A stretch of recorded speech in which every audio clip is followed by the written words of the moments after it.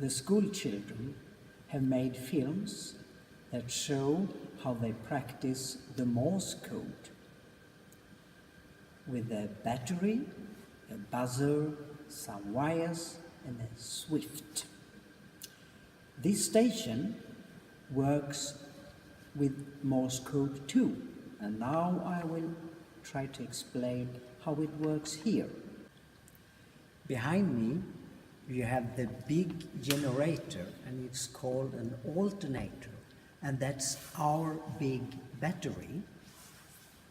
The alternator creates a lot of high frequency energy, and it's so strong that it can make radio signals all over the world. Behind me you have the big amplifier, and here comes the energy from the alternator.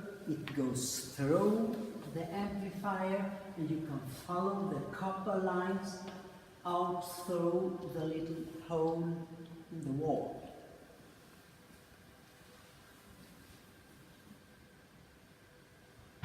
So over my head, up there, comes the line from the alternator, and now they goes out on the big antenna, but first they have to go through the coil, and then you can follow them up to the antenna.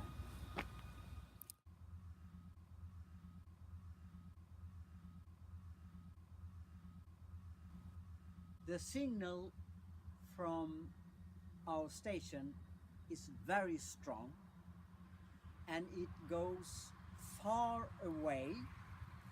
And look here at my map.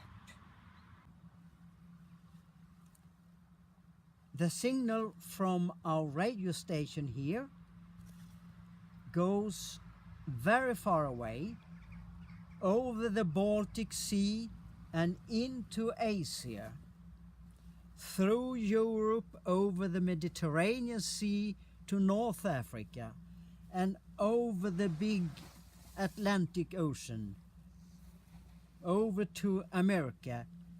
And we have listeners down in Brazil who can hear us. But before we send the signal out on the antenna, we have to make the Morse code of it. That means that we cut it into short and long signals like the Morse letters. And this we make with this Morse key. It's a swift on, off, on, off, on, off.